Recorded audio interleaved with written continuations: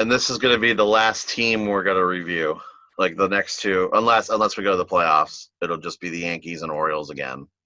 So more incentive to go to the playoffs, I suppose.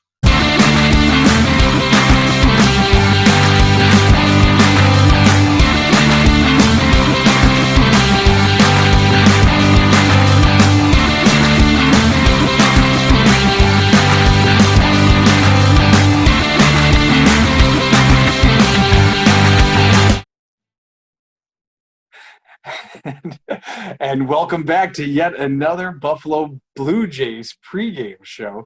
And by the time we're finished up this season, I'm going to be able to say that without stuttering over it, too. I'm your host, Randy Williams. Jared Childs is here analyzing with us, and we're so glad to have y'all here as we get ready to take on the Mets right here in downtown Buffalo. The Mets enter the series at 20-24, the Blue Jays at 24-19. And so, based on records alone, we're going to mop the floor with these guys, right, Jared? We'll find out. I'm not so sure on that, but we'll get to that in a couple minutes. Strong offensively, the Mets have .274 batting average as which leads the major leagues. The Blue Jays about 2,100ths behind them. Do you see the Mets offense overwhelming the Blue Jays this series? I mean, it really is hard to say given their record versus what they've been able to do because, again, this comes down to the fact that the season's only a month and a half old or whatever. So it's really hard to look at those numbers and say, like, oh, like the Mets are dominating the league or the Blue Jays are dominating the league.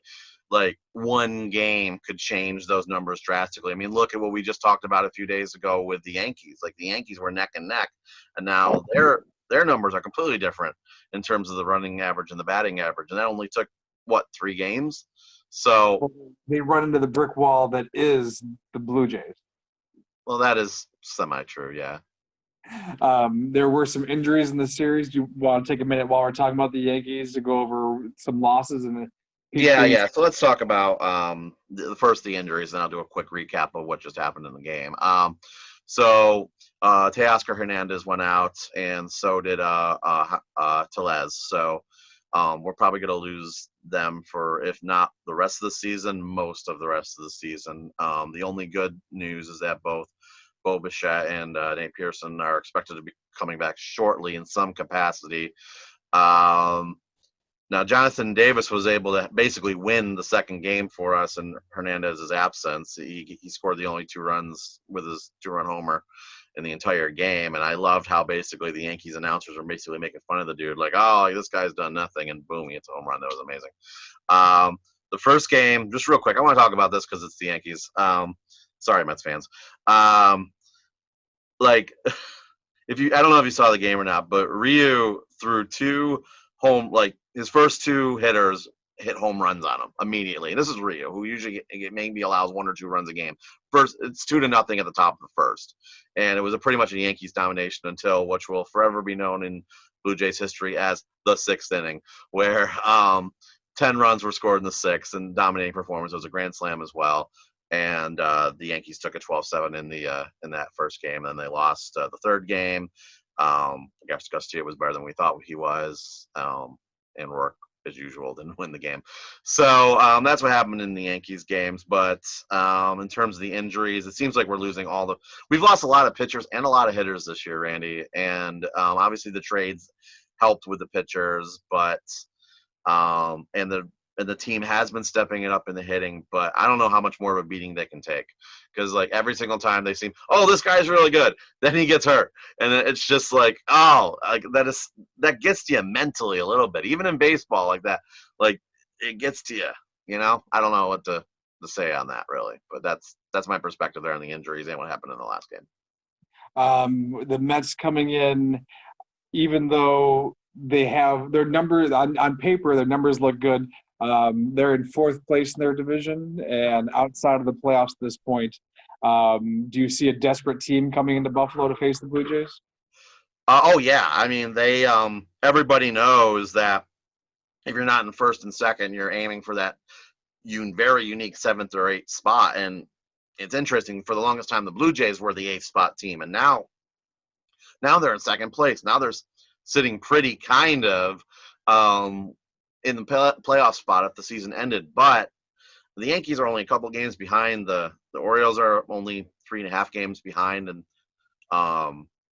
you can't really relax when it comes to the possible change in seedings. So are the Mets going to bring it? Yeah, I think they will. I just everything they're doing, and they played pretty good against the Orioles as well. So actually, I take that back. I was kind of more of a split series, but I see them playing well. The answer. The New York Mets pitching lineup is a little more set, it would seem. deGrom in the first game, Lugo in the second game, and Peterson in the third. The Blue Jays side is a little more up in the air. Do you have something you want to say about that? Yeah, it looks like both Robbie and Chase Anderson are going to start. They don't have another pitcher lined up to be the third one.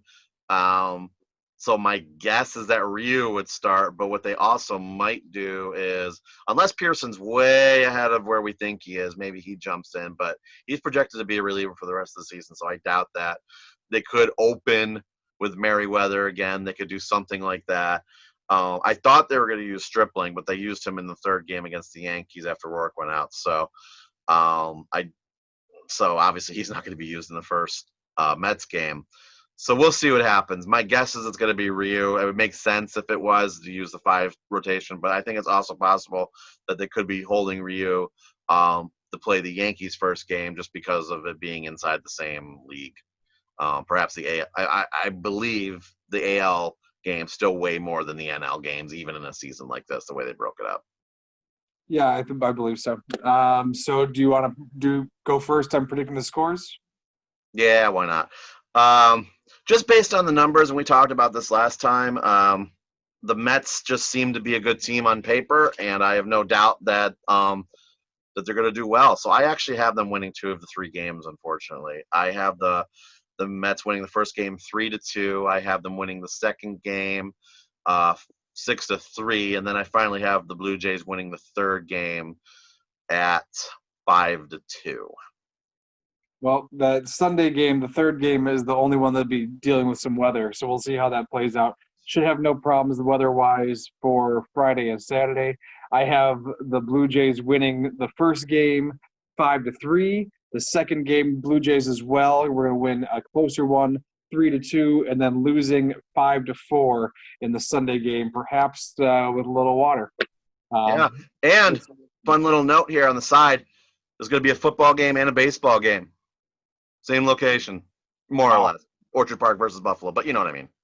Wow, what a time to be alive. Mm-hmm. Well, it could be better, man. Well, I didn't say it was the greatest time to be alive. It's just what a time. Yeah. All right. Well, we'll be back next week as the Yankees get ready to come back to town and the Blue Jays continue to claw their way into the playoffs.